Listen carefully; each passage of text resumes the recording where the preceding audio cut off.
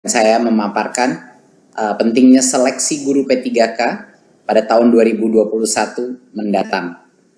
Saya sudah banyak berkeliling ke sekitar Indonesia, berbagai macam daerah, dan setiap kali saya menemui guru-guru honorer, ada banyak sekali dari mereka yang punya hati nurani, yang tulus untuk mengajar, dan punya berbagai macam inovasi dan motivasi untuk belajar. Jadi semakin saya terjun ke lapangan, semakin saya menyadari bahwa pasti ada cukup banyak guru-guru honorer ini yang gajinya sekarang dibayar antara 100 sampai 300 ribu rupiah per bulan, yang sebenarnya layak menjadi ASN, yang sebenarnya punya kompetensi untuk menjadi guru yang baik. Dan karena itu kita memastikan di Kemendikbud bahwa ada jawaban dari pemerintah. Ada jawaban mengenai bagaimana bagi yang layak dan punya kompetensi yang baik, bagaimana mengenai kesejahteraan mereka, bagaimana mengenai kesetaraan nafkah mereka.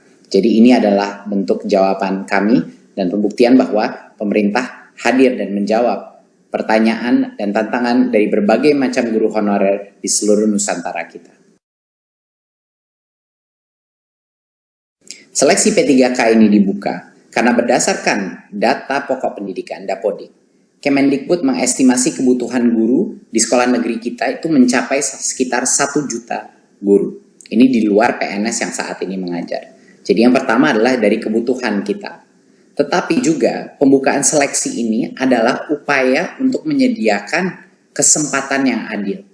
Kesempatan yang untuk para guru-guru honorer kita yang terbaik untuk membuktikan kompetensi mereka tanpa kita batasi. Jadi ini juga adalah bagian daripada filsafat Merdeka Belajar, di mana setiap guru-guru kita, guru-guru honorer di seluruh Nusantara kita, bisa punya kemerdekaan untuk membuktikan dirinya. Apakah mereka punya kompetensi untuk diangkat menjadi ASN sehingga meningkatkan nafkah mereka dan kesejahteraan mereka. Pemerintah membuka kesempatan bagi guru-guru honorer di sekolah negeri dan di swasta yang terdaftar di Dapodik. Ini juga termasuk guru eks tenaga honorer kategori 2 yang belum pernah lulus seleksi menjadi PNS atau P3K sebelumnya. Dan yang kedua adalah untuk lulusan PPG yang saat ini tidak mengajar. Jadi dua-duanya boleh diberikan kesempatan di tahun 2021 untuk mengikuti tes seleksi ini.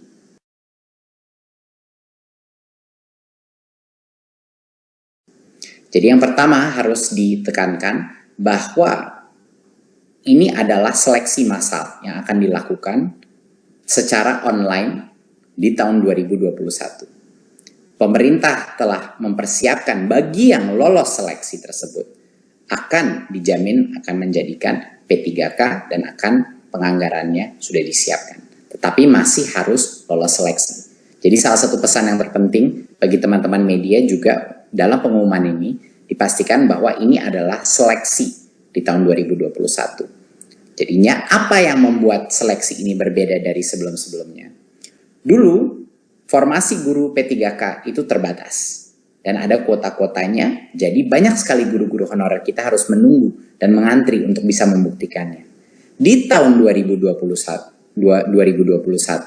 ini akan berubah. Semua guru honorer dan lulusan PPG bisa mendaftar dan mengikuti tes seleksi tersebut. Dan semua yang lulus seleksi akan dijamin menjadi guru P3K hingga batas sampai dengan 1 juta guru.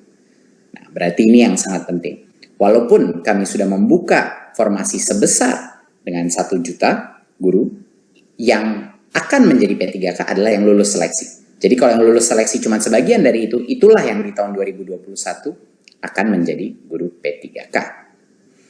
Nah, agar pemerintah bisa mencapai target ini, pemerintah pusat mengundang pemerintah daerah untuk mengajukan formasi sebanyak mungkin sesuai dengan kebutuhannya.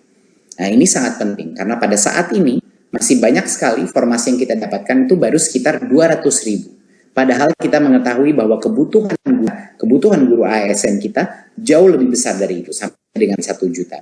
Jadinya masih ada gap, masih ada yang harus kita tutupi, perbedaan antara formasi yang sudah diterima sama jumlah yang seharusnya ada. Jadi kami mohon semua pemerintah daerah untuk mengajukan formasi sebanyak-banyak mungkin sesuai dengan kebutuhannya, ya, karena kalau lolos tes P3K ini, anggarannya akan dijamin oleh pemerintah pusat, akan sudah disiapkan, tidak perlu khawatir.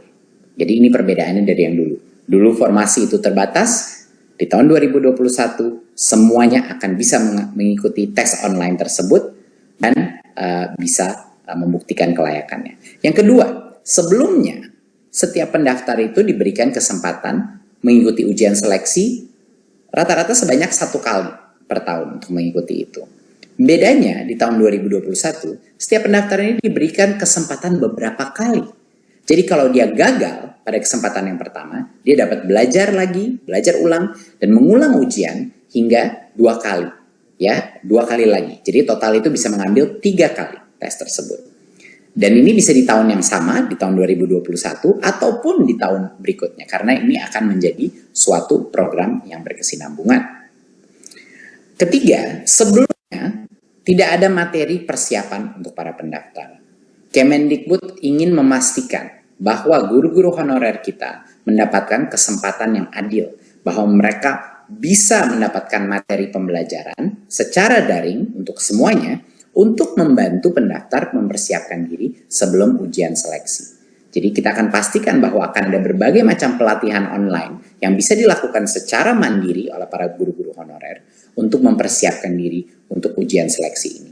Karena standar ujian seleksi ini akan ditentukan dengan standar dengan kualitas yang baik. Ya, itu adalah suatu hal yang sangat penting untuk memastikan kualitas mutu pembelajaran anak-anak kita itu masih terjaga. Keempat, sebelumnya pemerintah daerah yang harus menyiapkan anggaran gaji peserta yang lulus seleksi guru P3K. Tapi di tahun 2021 pemerintah pusat memastikan tersedianya anggaran bagi gaji semua peserta yang lulus seleksi guru P3K. Jadinya daerah sekali lagi tidak perlu khawatir mengajukan formasi sesuai dengan kebutuhannya karena anggarannya sudah disiapkan. Dan yang terakhir, biaya penyelenggaraan ujian sebelumnya biasanya ditanggung oleh pemerintah daerah. Tetapi di tahun 2021, biaya penyelenggaraan ujian ditanggung oleh Kemendikbud. Ini adalah perubahan-perubahan yang transformatif dari proses seleksi sebelumnya dan yang sekarang. Makanya kami di Kemendikbud bekerja sama dengan Pan-RB, dengan juga Kemenq untuk memastikan bahwa di 2021 kita benar-benar memberikan kesempatan yang adil untuk semua guru honorer membuktikan kehandalannya, membuktikan kompetensinya untuk bisa menjadi ASN. Terima kasih, sekian dari saya. Wassalamualaikum warahmatullahi wabarakatuh.